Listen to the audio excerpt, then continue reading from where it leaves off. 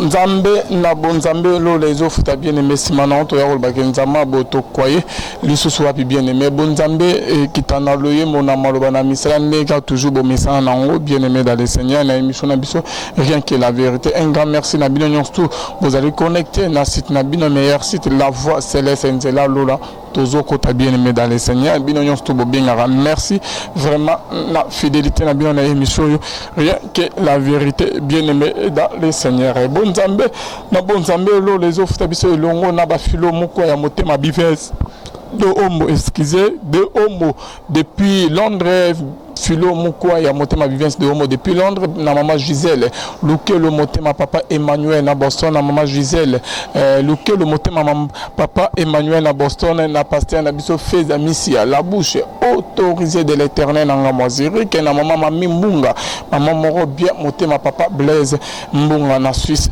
bien aimé Bonzambe lelo ekita na maloba et non na loyem elongo na prophète Koko Yoka OK azawana boyebi très bien aimé tokosolani lelo na émission na rien que la vérité et dans la likamoko bon mon qui la fa passer na ba émission to sala ki bien aimé ndenge gouverneur a quoi qui décision concernant papa Olangi et si gagné gouverneur a quoi décision que non na nécropole bien aimé parce que bandeko ya église ya maman Olangi ba senga ki ba kunda na 17e mairie et si gagné ba samela et si gagné culte c'est pas et si gagné prière ba sangana bien ba kunda kuna bien aimé dans le Seigneur et gouverneur Nabiso a télémelaki choix na bango a quoi ça qui décision à l'obaki que bakokundaye na église papa il faut akunama bien aimé dans le Seigneur na 17e mérite il faut akunama na cimetière place au Karobi qui a payé gratuit na nécropole pe et si kanini matanga et ko sala ba obsèque ya papa a proposé ki bango tata Raphaël place nini pe alobaki ke a repesa bango gratuit ndenge a pesi na bandero na biso ya église fait pas qu'on nzambe malamu et si kanini to la maman na biso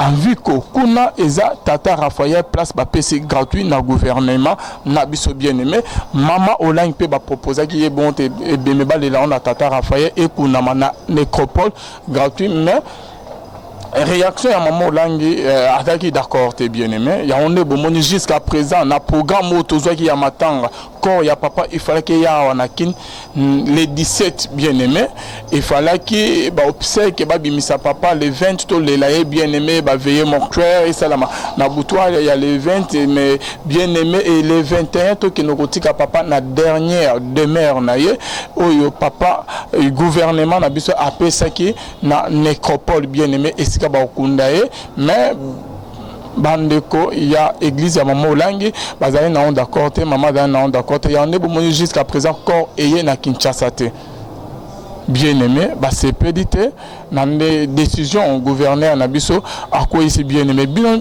ba obola na biso est-ce que ça bien te eza malamu bien aimé dans le Seigneur na réaction ya maman Olangi ya bandeo ya église ya maman Olangi il faut corps ya papa ya ndenge programme epesa mi ebimi les 20 bakunya on les 21 bien aimé et ça mi ke mikolo l'équipe bien aimé corps et ça jusqu'à présent en Afrique du Sud est-ce que ça bien est-ce que sengela yikaka basala gouvernement na biso et ça la oyo église ya maman Olangi na maman Olangi basengaki que non balelaye ba ke no kokuna na nécropole bien aimé dans les est-ce que ceux qui bakunye na cimetière na nécropole eza péché eza mabe bien aimé dans les Seigneur to solo quand la fois passé na ba juge ka concernant décision ya gouvernement à quoi il s'occupe lelo to me ko sona prophète Koko par rapport ya réaction à maman Olangi to zeliko et ya ana Kinshasa selon programme au ba pesa biso corps et yete parce que gouvernement a lobby qui a lobby à quoi il s'agit décision na que bakokunda papa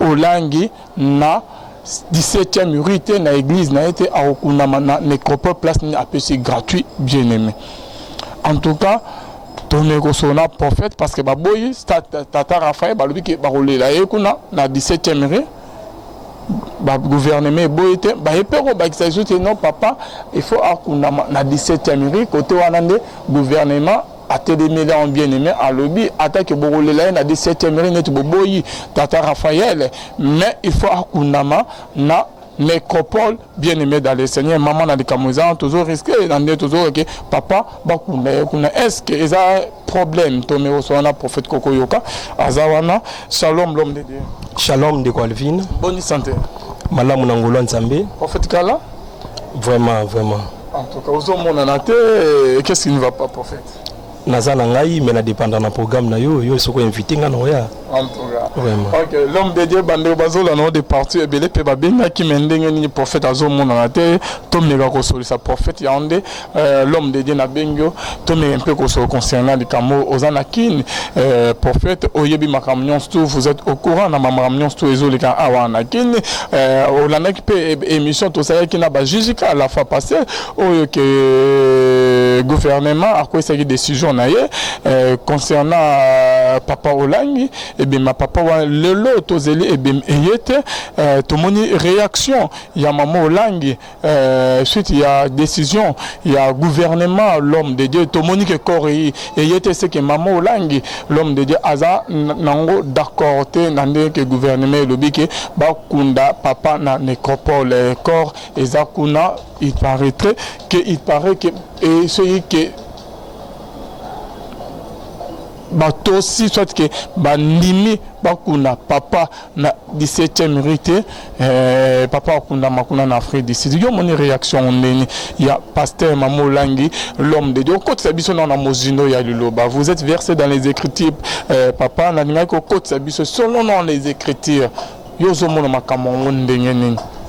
Gloire soit rendue à Jésus. Merci de Calvin pour la opportunité au Pessingaï et na pesi mbota bandiko nyonso ba Holanda biso et na profiter na occasion oyo pour na ko présenter ba mes condoléances na ngai à toute la famille Olangi et na libota mobimba ya CFMC même ya fondation Olangi Wosho ezali kambu esali pasi oyebi de Calvin même Bible zoloba plairait avec ce qui plaît donc likambo oyo komeli libota oyo ya Olangi et touché biso yango to présenter ba condoléances na biso et ba encouragement na biso na libota ezali likambo moko ye la mort et ezali eloko mo eza inéluctable et Nzambe a fortifié bango et na kikoloba boye kolandisa na ndenge otukoloba awa décision ya gouvernorat de la ville de Kinshasa à travers son chef le gouverneur André Kimbuta en fait esa décision oyo yé azui et moi personnellement à mon humble avis n'a trouvé que esa décision moko ya malamu. Ah bon? Esa décision moko ya malamu. Pourquoi j'ai dit ça? Esa décision moko ya malamu ke balela papa Olangi na stade Tata Raphaël et puis Bakundaye na nécropole. Je trouve que c'est une très bonne décision. Pourquoi? Parce que na ba quartier na biso toza pe na bato Mama Olangi parce que personnellement na yebite ba raison nini o Mama Olangi parce que je ne l'ai pas suivi personnellement. Na yebite ba raison nini o Mama Olangi a poussé pour na aboya ke mobali na ye ba lelayete na stade Tata Raphaël et aussi Bakundaye te na cimetière, il y a nécropole entre le ciel et la terre.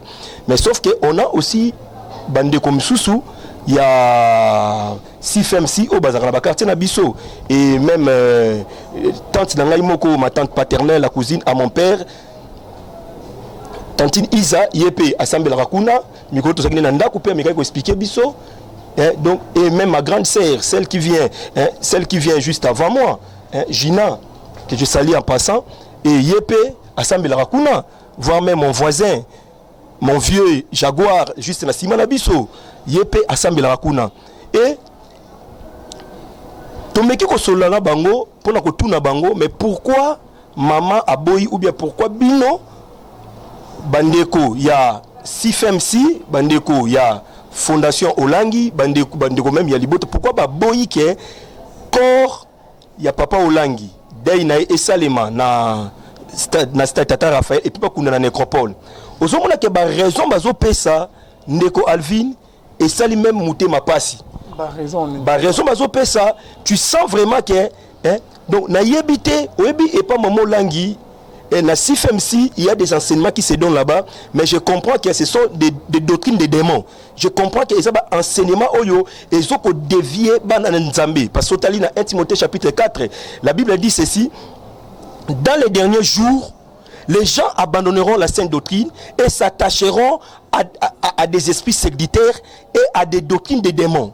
ils auront la démangeaison d'écouter des choses. Oui, c'est pour ça bango. Et bako luka ba une foule de docteurs ba enseigner bango makambu selon des bango bazo monela yango. Donc tu sens vraiment que ba raison moko boye démoniaque et ça donc et ça la base moko biblique té. Oyebi bazo bisanga inine.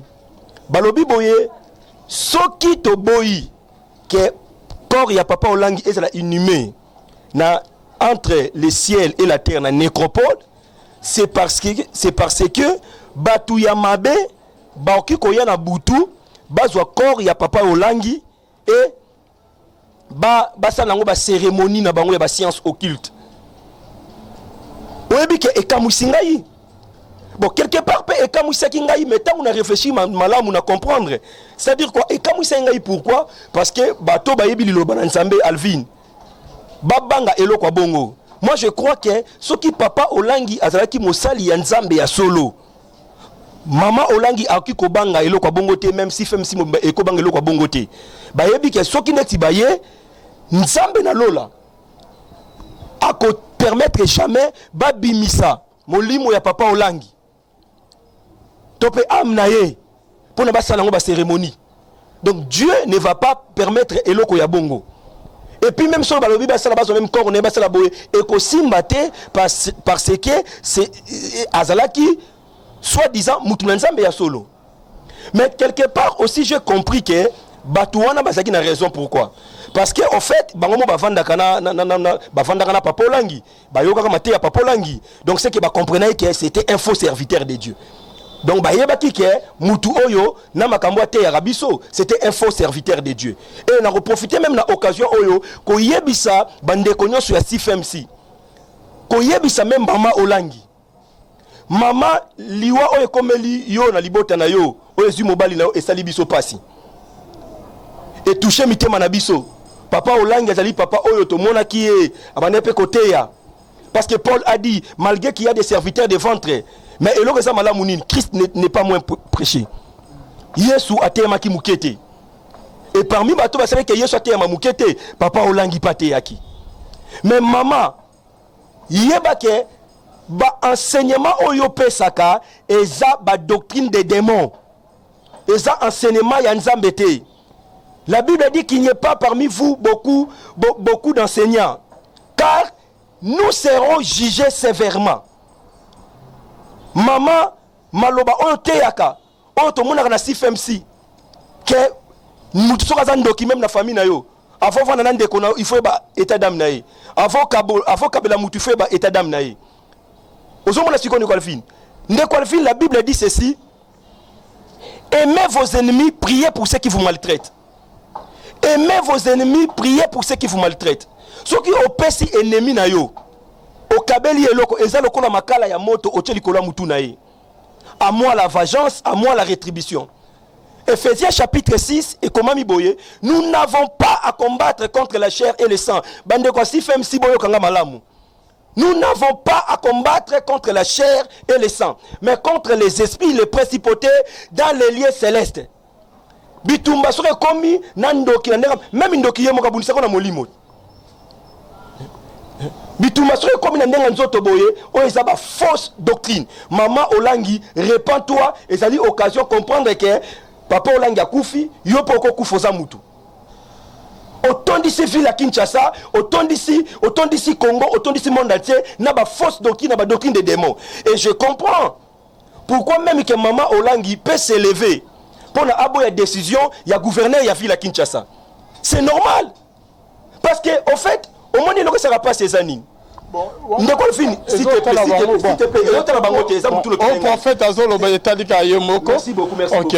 On azolo ba awa ezo engagé kanga moko. Ezo engagé ka yomoko. Pourquoi ekiko koma? Mais avant mobali na ye, c'est normal. À propos le ba ke non ba kuna ye te na nécropole ba kuna na église mabeza wapi. Oui, yango mona ba sala Nzambe belé, musée Aïdi na ba kuna ye pa na ye, ba cardinal Echu, ba cardinal Mayulula, moke écoute ba kuna na église. église à Moussa bala ezaki na Chouapa ezalaki je crois bien côté ya grand marché bakunda musée wanate bakunda musée na koma kuna bisika kunda été mais il paraîtrait na Kinkole pas na Kinkole résidence d'ailleurs même tant na kendara mangenge na les garagistes liboso bisika bakunda sikatenda papa donc eza kuna eza na ba église na bangote ozomona et puis même so bakunda ba église na bango eza loi moko boyete ou bien bibliquement comme ça bakunda bango moko même Abraham tant moi si na Sarah akufi Abraham asombaka bisika oyo ezaki na Mamre na Makpela après de Mamre ozomona Abraham asombaka bisika oyo bakundaka moi si na Sarah o bakundaka ye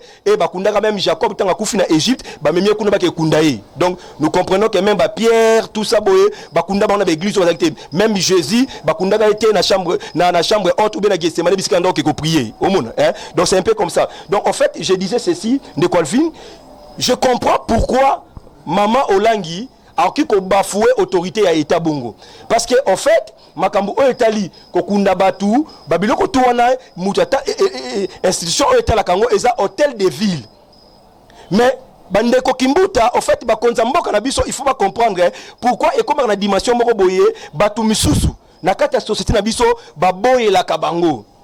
En fait, c'est parce que aujourd'hui toyebi o malamu parce que église loko ya Maman Olangi de Colvin fondation loko la Olangi Woshoana na sérieux il fait kangango. Pourquoi l'homme de Dieu kangango oui nazo continuer na lobi boy fondation Olangi wana CFMC nde bakena osanga 17e ri na mboka leso bakena osanga na pays o isa sérieux il fallait que bakanga yango interpeller papa Olangi de son vivant et puis Maman Olangi na justice va répondre de leurs actes. Pourquoi de Colvin? Parce qu'aujourd'hui, s'il y a des chèques remplis dans toutes les rues de Kinshasa, c'est à cause il y a un enseignement à Bango. Il y a aucun cas de Bandoki. Tu as vu qu'il y a un Azali, mais exactement ce qui moi n'a Doki, il faut la benga nanda kunangai. Exactement ce qui moi n'a pas Doki, il faut faire nangaïté. Bana misu sur le lot, bakoma ba délinquant, bakoma ba chèque, ba coulounaire. Pourquoi? Et ça, maman n'a pas Olangi à cause des doctrines des démons de Colvin. Mais tellement que makambo ebele les gars si fait si wana ne Colvin muta koti prière à 21 jours muta zobela a koti prière à 21 jours à sec muta kufi na kata prière mais okanga bangote combien de familles ils ont divisé divisé ma famille combien même moi qui te parle de Colvin ma grande sœur qui vient juste après ngai je l'aime beaucoup mais à mon arangoni na musala nzambe te maman Olangi non oya liboso na ngai Gina Koko mais donc au fait enseignement Maman Olangi et bimisaka même biso boye il faut to so ba délivrance to za basala nzamba lukuta tous les hommes de Dieu bazana Kinshasa bazana monde entier basala nzamba lukuta il faut ba yakuna bazana nino tout ça boye ozoma biloko boye donc na comprendre c'est parce que autorité ya mboka na biso kotizaka tellement na batu wana fréquentaka batu wana basana ba raison na bango oyo et ça ke bakutana na batu wana yango soki bazui même décision moko boye quelconque il faut batu ba boye ya bango. Donc c'est normal. Quelque part, il faut interpeller même le gouverneur de la ville. Comité de presse na bango. Donc, celui qui est Babylon, c'est comme si tu es contre Maman Olangi et Randekouana. Mais nous prêchons la parole. La Bible dit si je plaisais encore aux hommes, je ne serais pas un serviteur de Dieu. Nous devons dire la vérité.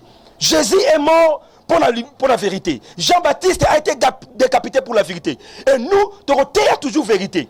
Et ceux qui battent la vérité pour la bisoté de Colvin. Ceux qui même à Konzamboka la vérité pour la bisoté. Ceux qui battent la vérité pour la bisoté. Mais la vérité wap. C'est ce que tu as battu. Maman Olangi yo kabiso maman. Tolinga kayo mingi. Teya makambu o eza na kati ya Bible. Teya batu bolingo. Yesu abande ko tambola na Judas Iscariote. Abande même ko ba que l'un de vous c'est un démon. En aucun jour, Jésus a benganaye. En aucun jour, Jésus a salaboye. Jésus a été sabiso bolingo maman. Ça c'est mal comprendre les Écritures. Yango kaboli ba mabala batu. Combien de bana oyo lelo maman ba misusu maman papa ba kaboli na papa ba kenda ba bana misusu ba kufa maman Olangi. Est-ce que bato ba perdre ba bandeko na bango wana? Est-ce que bato maman Olangi est-ce que yo refuta bango? Ozomona sikoyo. Yango même ba misusu tozoyoka il paraîtrait même ndaku wana lupangu wana c'est bango te. Ozomona sikoyo. Et puis elo esalinga pas ces anines. Juste na avenue mon salongo la Kalombo. Et ça maman moko za wana, maman wa sambelaka epa et pas ya maman Olangi na respectaka mingi maman wana mais yoka eloko azo sa mwana nga moko molimo l'apôtre Yannick amiral apôtre Yannick azo yebisa lobi parce que depuis kala banade ko yebisa yi que il faut y a une église na biso il faut y a tout ça bon na ko pistonner il faut y a une église na biso tout cela on le kaba enseignement on le kaba délivrance et tant alvi ndeko Yannick Kazombolo mwana nga molimo apôtre Yannick abande ko boya mais oyebi tema basolo kana mama wana be basalaka bien tant papa Olangi akufi yoka ndeka azobisa mwana nga alvi amiral apôtre azobisa yenini alobi ke yaka jour oyo ebemba papa Olangi koya yaka jour oyo ebemba papa Olangi koya pona comme papa Olangi azaki apôtre yo pe on nga comme apôtre donc azo reconnaître même pas qu'il a déjà apôtre c'est on nga comme apôtre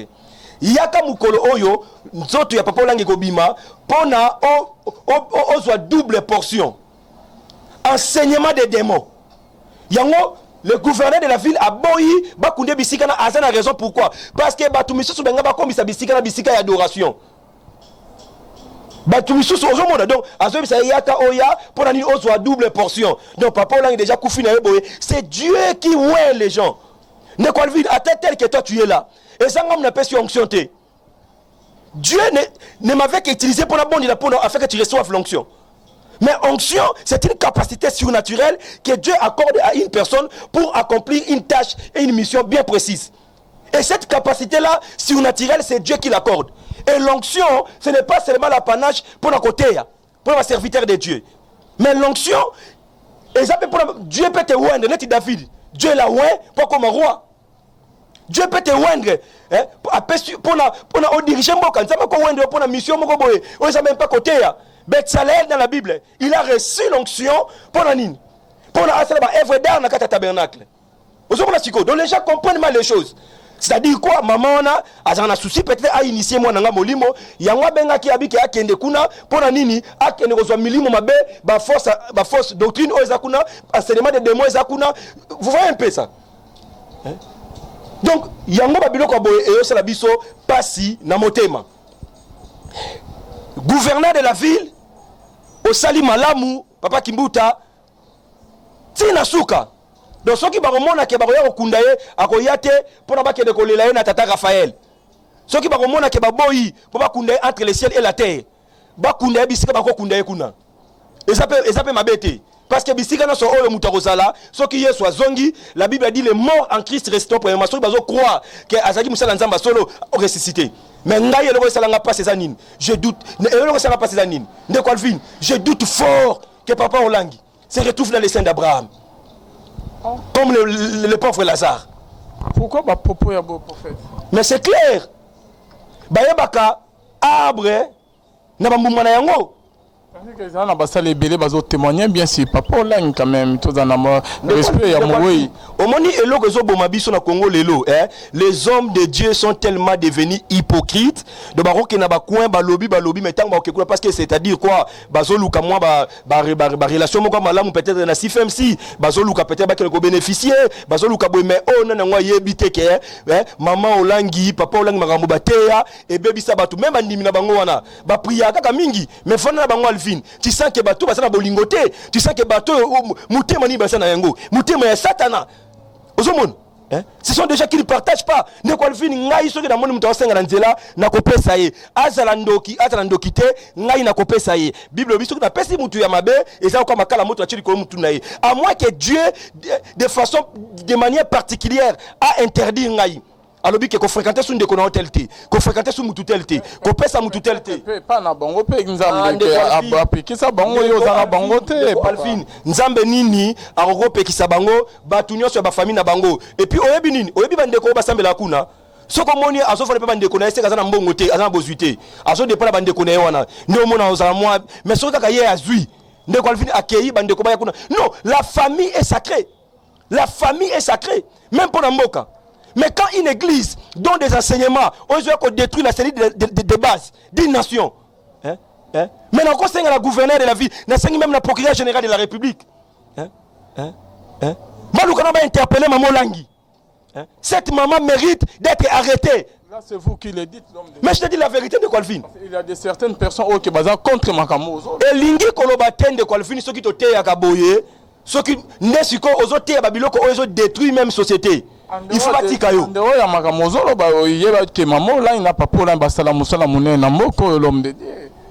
Yokan de Golfin oyebita ngoso basala musamboko parce que sai na sai de na ngaite okatengai na bande koloba boye basala nzambe ebele o lobi ke ba loba malamu ce sont des hypocrites batuana tuana basala nzambe no so minene otoyebi ba contredisaka mama olangi na ba enseignement na ba église na bango ozomona ba contredisaka mama olangi donc ce ne sont que des hypocrites et bon peut-être ozo comprendre mutauti ko kufa de Golfin peut-être ba mama olangi ba biloko boye zapi na bien te mais ceux qui baza courageux ce sont des vrais hommes de Dieu après yango mama olangi a seketabi tout ça boye ba koyebisa vérité ozomona et la Bible dit même à toute occasion favorable où non prêche la parole ozomona de Golfin yango moninga malgré que occasion o ezapena favorable était na yebisi mama olangi mama répands-toi et bande kono so ya si bo se repentir bo zonga na ba famille na bino bo senga ba bolimbisi Dieu nous a donné le ministère de réconciliation réconcilier les hommes avec Dieu et réconcilier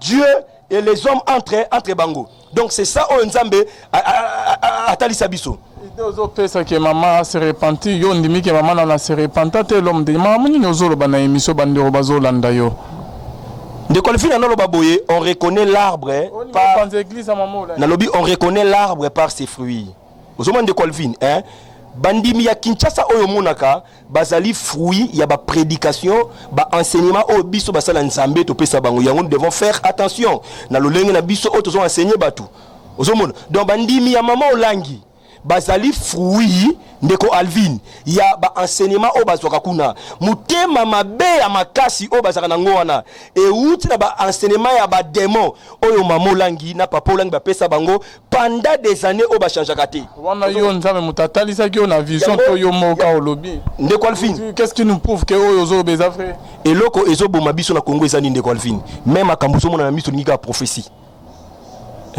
même Makambo, Dieu nous a donné aussi l'intelligence et la sagesse de Colvin. Il y a discerné Makambo. Donc Makambo, on a appelé à Maman Langi Boye de Colvin. On a vécu ça même dans nos familles. Ozomona ke mutakoti kuna boye, azasuna bolingote. Ozomona de yo lingi so mais pourquoi il y a la parole de Dieu qui est là de Colvin. Oyo tali sabiso qui a ba enseignement, oyo ba enseignement ya ba démon. Ce sont des enseignements où Jésus a été. Yo lingolo ba ke maman tantine na yo na grande sœur no bada na ba démon parce que bandono mo ba samira kuna l'homme de Dieu. Ndeko Alvin. Mutu oyo aso recevoir ba enseignement ya ba démon. Avant d'ici yango et influencer même comportement naï. Yo le mitolo banine. À sa démoniaque. Il est habité par des démons. Parce que vous avez été victime et pas modèle se comporter envers vous.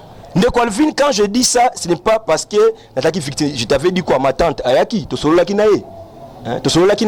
Et parmi bato baloba yebisaki ngai baloba ki kenon papa langso bakundia kuna entre le ciel et la terre bango balinga kuna te parce que bato basiasi bakenda kuna batrafo bakora bato parmi bato les appétentes na ngawana ozomona quand je dis que baza habité par des démons ce n'est pas parce que ou bien peut-être ngana aswanisaki ngai ou bien bundisaki ngai ozomona de Colvin mais c'est parce que makambazo loba na mo Kristo boye ezokokanate.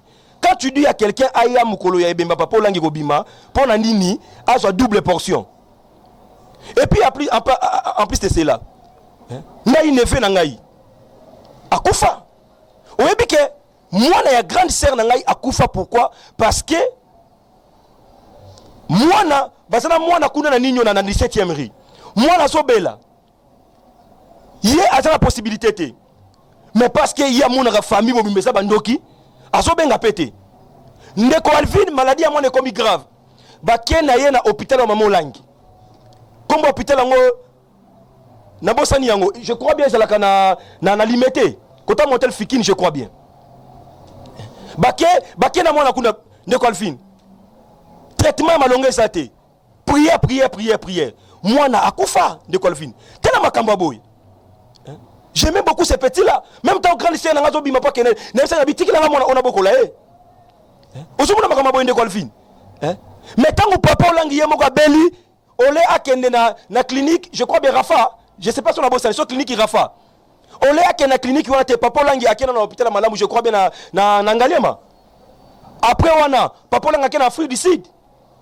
Mais quand il s'est bandimina que notre ba hôpital monsieur za mabe ba ya kaka na nini na hôpital na bango. Mais tant comme na kana ye akelu ka ba médecin ya makasi. Ozomona sikoy. Donc ce sont des gens oyo ba pousser ba te beler na mabe. Ozomona. Ba obscurcir intelligence, pe conscience ya batu. Et batu ya boye na kata mboka omona ce sont eux qui sont respectés na kata mboka. Pourquoi? Parce que même ba konza mboka na bango ce sont des oiseaux de même plumage. Merci beaucoup. Comme on a sur la émission Nabiso, Bonzambe na Bonzambe lo les ofuta et là on y noko bakisa par rapport à sujet na moniko koti ba mama ibele sujet Nabiso par rapport à réaction il y a maman Olangi ndenge il fallait qu'il Korea depuis les 17 il fallait qu'il tine todo baboy papa déjà bakundaye déjà parce que programme EP ça magi que fa bakuna papa le 21 avant na Kinshasa ndenge et Umeli boye par rapport à cela l'homme de Dieu. Et là on a encore le de Calvin, les gouverneurs de la ville, André Kimbuta, avec tout le respect que je vous dois, vous avez pris une très bonne décision et maintenez votre décision afin que l'autorité de l'État soit respectée et non bafouée. Et Maman Olangi, Soroza, Osambela solo Maman, Osa consciente que papa Mobali Nayo, abanda pe ko sambela na ndenge ya solo kubanga nécropole te kotika pete baya ko kundaye na 17e rue parce que no sambelaka parce que ote ya bana na yo mabe bote ya bandimi na bino na mabe bako banda ko adorer ye wana okoya ko sasu lisumu mususu mama okoya su ko bakisa kaka lisumu likolo ya masumu et un jour yo petango ko landa papa et on se retrouver na lieu de tourment et un jour nzamba boaki yo na moto na enfer.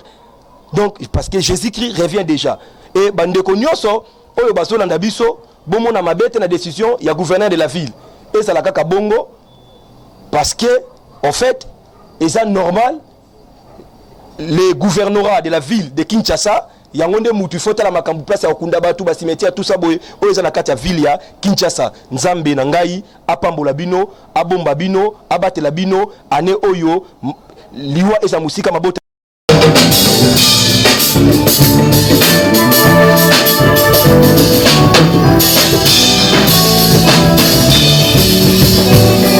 Natale la passion, Erika Bombolanga, Yonde Zambelanga, Samba Dilembo, Kambola na Isaela, Tulikozi moto, Oili pata kikebo, Samba Dilembo, Yonde mopesi mabota, Bazama mabota, Tinga bibomba baganga, Samba Dilembo, Samba Dilembo, Samba Dilembo, Yonde Zambelanga, Samba Dilembo, Samba Dilembo, Samba Dilembo, Yonde Zambelanga, Samba Dilembo.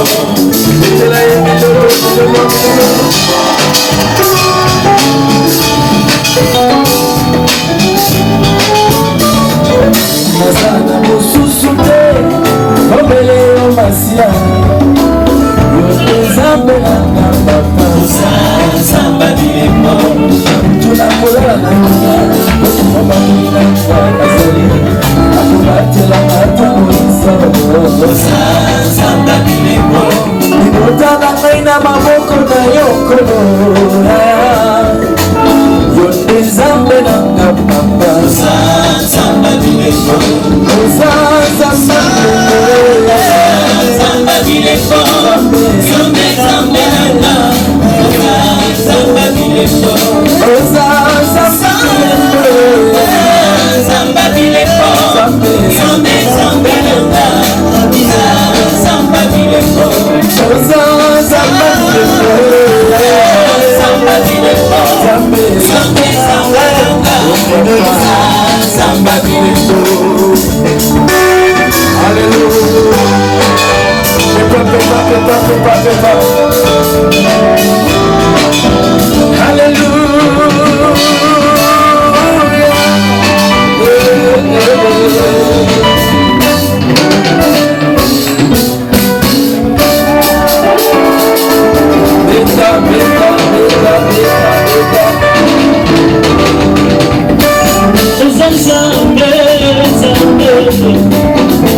Samba motema nanga wepena na pesa yenyonso na basanti